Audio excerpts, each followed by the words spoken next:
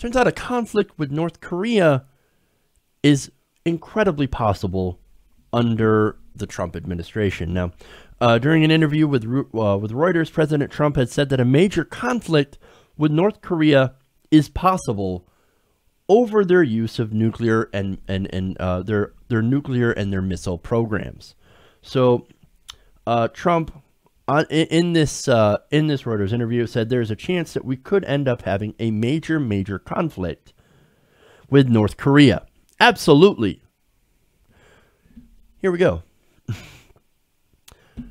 Look, I don't think that anybody here watching is up for regime change in North Korea. I'm pretty sure that even Trump's voters are not in favor of regime change pretty much anywhere. So what are we doing? What are we doing? Now, of course, he said, well, you know, we got to use some diplomacy. Quote, we'd love to solve things diplomatically, but it's very difficult. Yeah, it is kind of. Is this another thing where you just figured out how complicated something is? Please don't tell me that. Because I can't bear another thing of, boy, I didn't realize, you know, diplomacy would be so complicated. Like healthcare and like being president. Oh, for Christ's sakes. Here we go. Now, not only would he be starting a war, or possibly with North Korea, if he ends up doing military strikes over this program, but he's also asking South Korea to pay the cost of the U.S. THAAD anti-missile defense system, which is estimated at $1 billion. He also intends to renegotiate or terminate a free trade pact with South Korea. Again, what are you doing? South Korea is our ally in the area, and you're like, hey, those missiles that are going to protect you from North Korean missiles, yeah, but we're going to need some. We're going to need to see some money for that. Oh, come on, man! What are we doing? What are you doing? Now, asked when he would announce his intention to renegotiate that pact, Trump said, "Very soon. I'm announcing it now." Now, during this interview, Trump also had a lot of praise for Chinese President Xi, who, by the way, China is right now trying to be the only one to keep North Korea in order, to try to keep them from going insane. Now, Trump, again, had a lot of praise for this president. He says, quote, I believe he is trying very hard. He certainly doesn't want to see turmoil and death. He doesn't want to see it. He is a good man. He is a very good man, and I got to know him very well. Everybody's a good man when you meet Trump face to face. Just saying. Look, it's funny because he got to know him very well at Mar-a-Lago. Look, I swear, if he starts to bring Kim Jongun out there to Mar-a-Lago golfing, I don't know what's going to happen. I don't know what to think. I'm not going to know what to think. Really. I mean, hey, look, on the one hand, maybe that is diplomacy. Maybe he could get Kim Jong-un to back down or something. Or, I don't know. On the other hand, Kim Jong-un is also an insane dictator. So what are you going to do? I mean, look, I don't know. And certainly the Trump administration doesn't seem to know what to do about North Korea. And that gets me very concerned. There's really no concrete plan to deal with North Korea. Just saying that, hey, we might attack you.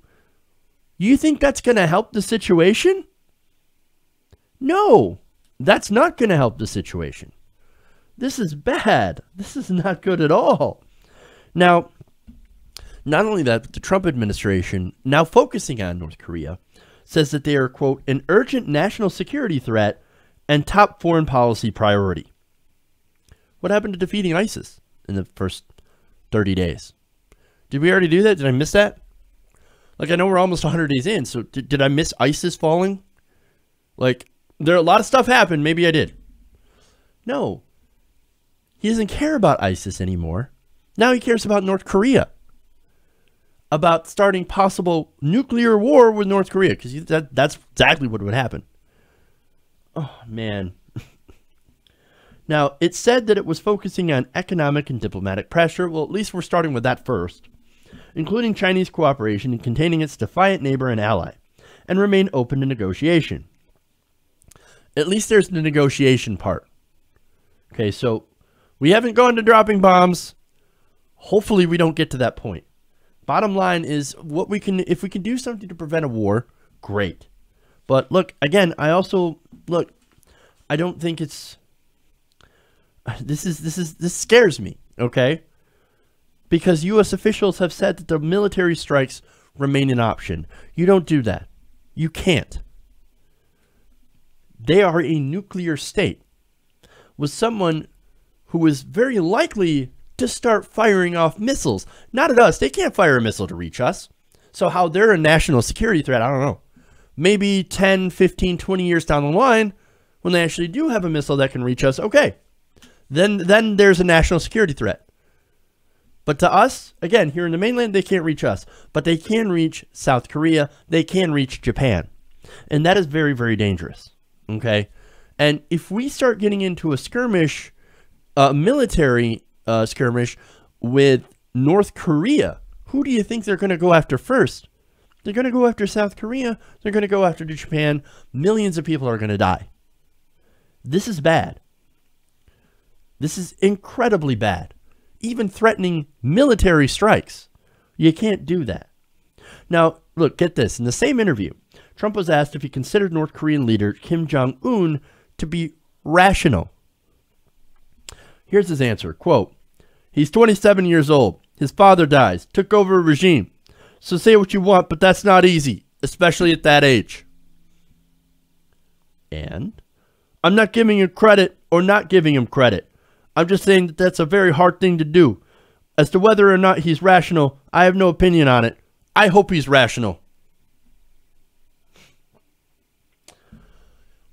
Anybody who's following North Korea can't really come away with the opinion that Kim Jong-un is a rational actor.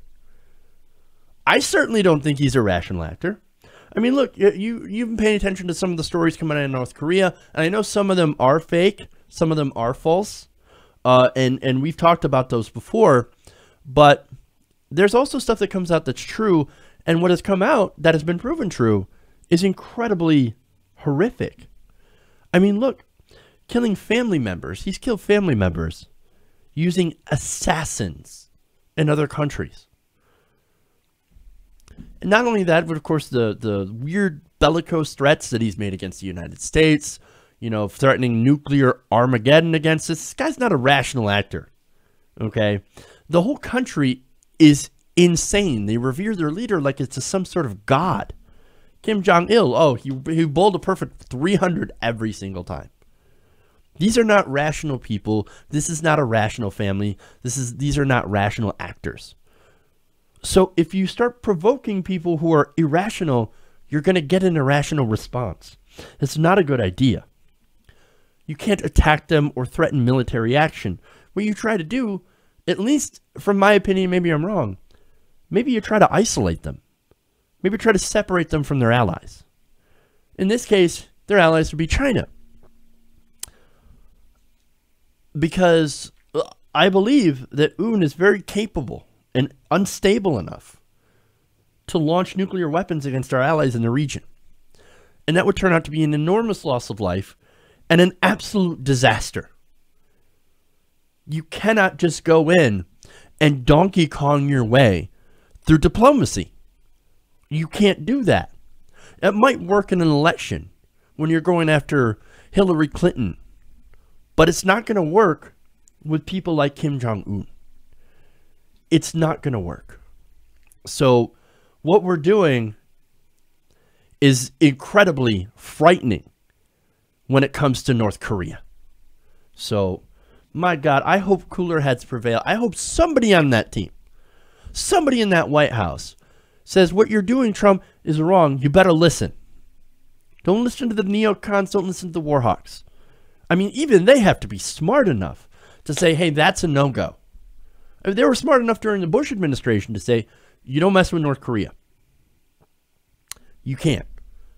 It's, like I said, this is incredibly scary, what's going on here. And I just hope that this idiot, this man-child, doesn't land us into World War III. Hey, everybody, thanks for watching this video. If you want to see more like this, please hit the subscribe button below.